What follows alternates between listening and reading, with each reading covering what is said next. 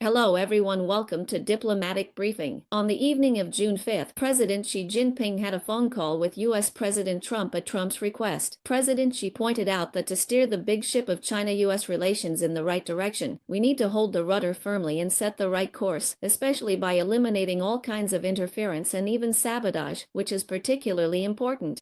At the U.S.'s suggestion, the chief economic and trade negotiators of both countries held talks in Geneva, taking a key step to resolve economic and trade issues through dialogue. This move was widely welcomed in both countries and internationally, proving that dialogue and cooperation are the only right choices. Both sides should make good use of the established economic and trade consultation mechanism, uphold an attitude of equality, respect each other's concerns, and strive for a win-win outcome.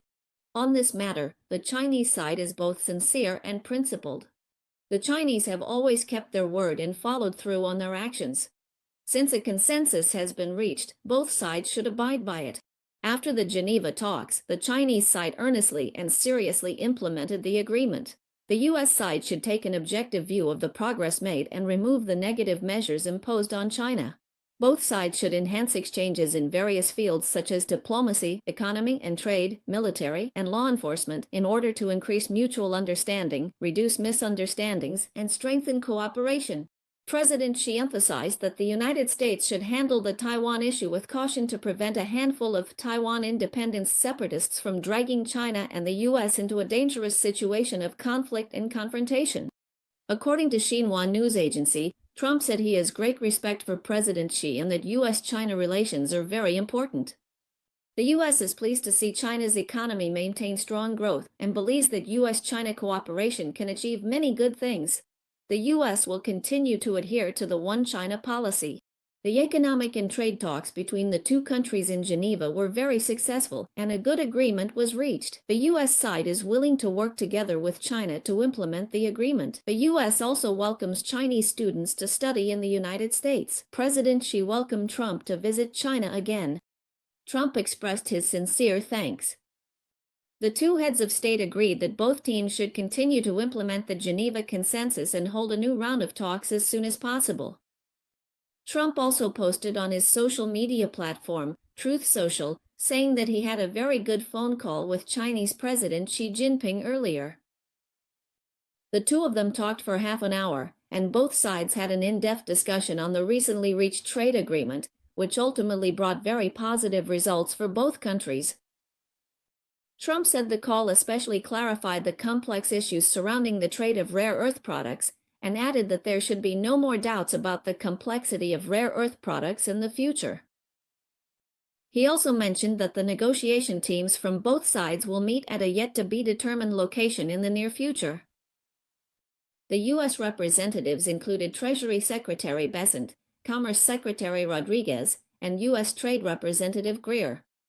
Trump also mentioned that President Xi invited him and the First Lady to visit China during the call, and he himself extended a sincere invitation to President Xi as well. He said that as leaders of two great nations, this is something we are both really looking forward to. He said that during the call, both sides did not discuss anything related to the Russia-Ukraine conflict or Iran. A few observations. First, the call lasted about half an hour, and with translation time included, it actually wasn't very long. It's believed that the two leaders mainly focused on discussing bilateral relations, especially economic and trade issues, as well as the Taiwan issue. Second, although Trump highlighted President Xi's invitation for him to visit China, if you look at the Chinese side's official release, President Xi made some straightforward demands to the U.S., including that the U.S. should view the progress made objectively and remove the negative measures imposed on China. As for the Taiwan issue, President Xi also issued a warning, saying that it is important to avoid letting a very small number of Taiwan independence separatists drag China and the U.S. into a dangerous situation of conflict and confrontation. What this means is that if the U.S. tries to use Taiwan to contain China, it could end up in a direct confrontation with the Chinese side. Does Trump actually dare to go head-to-head with China? Third, Trump specifically mentioned that the rare earth export issue has been resolved, which I believe is something he wants to report back to people at home, since this issue has put a lot of pressure on him from various businesses. In fact, China's approval process for rare earth exports will not change, but the speed of approval can be fast or slow, depending on whether the U.S. follows through with its actions and refrains from doing things that harm China's interests. President Xi made it very clear that China is sincere, but also has its principles. Fourth, Trump specifically mentioned that the U.S. welcomes Chinese students to study in America, which is clearly a response to China's concerns. The phone call between the Chinese and U.S. presidents may help ease the tense bilateral relationship, and the future direction of China-U.S. relations really depends on whether the U.S. can keep its word. Trump's policies targeting students and talent are actually harming America's own technological development. Earlier, the U.S. Department of Justice announced that 2 Chinese students were being investigated and prosecuted for allegedly smuggling toxic strains of bacteria.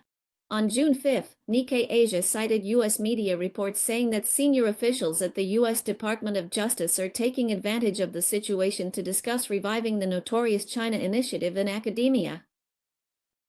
The so-called China Initiative started during President Trump's first term in 2018. This initiative, under the pretext of combating economic espionage and protecting intellectual property, has been used to harass and persecute Chinese experts and scholars. Agencies like the FBI and the Department of Justice have used this initiative as an excuse to fabricate so-called Chinese academic spies out of thin air, leading to numerous wrongful convictions.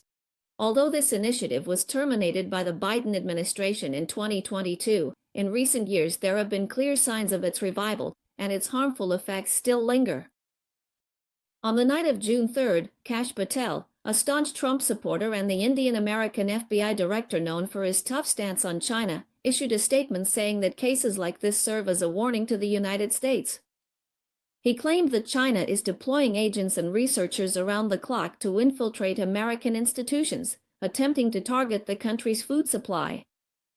This, he said, would have serious consequences, putting the lives of the American public and the national economy at significant risk.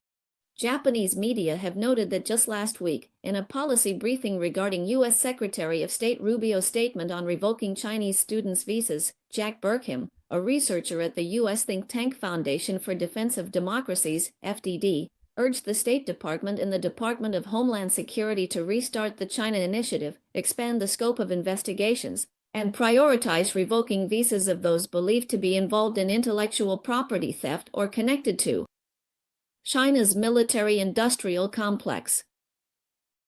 He also claimed that although the relevant allegations still need to be tried in court, the Trump administration should start expanding its scrutiny of academic cooperation between Chinese and American universities, especially for projects involving dual-use research. However, U.S. media outlets like the Associated Press and CNN have pointed out that the so-called agricultural bioterrorism agents hyped up by the FBI are actually just Fusarium graminearum. It is a major pathogen that causes Fusarium head blight in wheat, barley, and other cereal crops, leading to reduced crop yields and lower quality. Every year, it causes billions of U.S. dollars in economic losses worldwide, and it can also cause vomiting, skin lesions, and reproductive defects in both humans and livestock. At the same time, Fusarium graminearum is also one of the most common pathogens in the United States, especially widely distributed in the eastern and upper Midwest regions. According to reports from the Associated Press, researchers often bring foreign plants, animals, and even fungal strains into the United States for research purposes. Bert Strom, professor emeritus at Cornell University's School of Integrative Plant Science, said that casually introducing pathogens into the United States does carry the risk of new traits brought by a new strain entering the ecosystem. Moreover, Fusarium graminearum shows significant variation both in North America and globally. However, he still pointed out that this fungus is not more likely to be chosen as a tool for agroterrorism. Meanwhile, the South China Morning Post quoted scholars as saying that the Trump administration would likely politicize this issue and make a big deal out of it. This would not only further damage cooperation between China and the U.S. in areas like agriculture, but also accelerate the return of Chinese talent from the U.S. Concerns about the return of Chinese researchers immediately reminded American media outlets like the New York Times and the Washington Post of Qian Shuesan, the father of China's missile program, warning the Trump administration not to repeat the same mistake, as alienating global talent will ultimately only hurt the U.S. There are countless examples where the more the U.S. tries to suppress China, the more it backfires. Recently, NVIDIA's chief scientist, Bill Daly said that the U.S. export restrictions on artificial intelligence to China have actually given China a huge space for development. In the past, Chinese AI researchers who used to write code for NVIDIA are now writing code for Huawei. NVIDIA CEO Jensen Huang previously mentioned during the first quarter earnings call that China is one of the largest AI markets in the world, and also a springboard to global success. Half of the world's AI researchers are there. The platform that wins the China market will lead the world. According to reports, in 2019, China had about one-third of the world's top AI researchers, and by now, that number has almost grown to half of the global total. Bill Daly pointed out that although China's share of the global AI hardware market is not as large as the US, it has already successfully attracted and nurtured a large number of AI research and development talents. He mentioned that many of these talents were previously involved in NVIDIA's R&D work.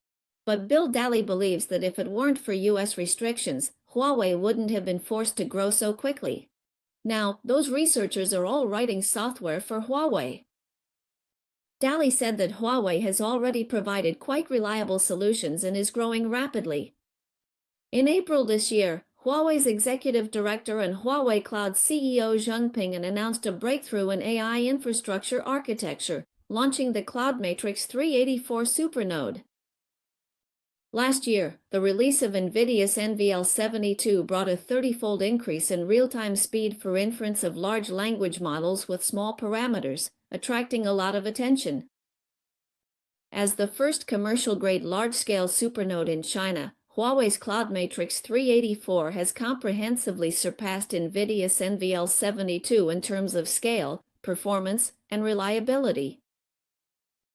At the same time, regarding chips, the China Institutes of Contemporary International Relations posted in May that although the U.S. export controls are painful, they have actually triggered a wave of independent innovation in advanced AI chips in China. Huawei's Ascend chip is the best example of this. Chinese companies and institutions have already started to purchase and use Ascend chips on a large scale. The Financial Times predicts that more Chinese tech companies will compete to acquire these Ascend chips. Meanwhile, other Chinese chip companies like Hygon and Cambricon are also undergoing testing by China's tech giants. In conclusion, many of the policies and measures pushed by the U.S. out of fear of China's rise have actually made China's progress even faster, which is quite ironic.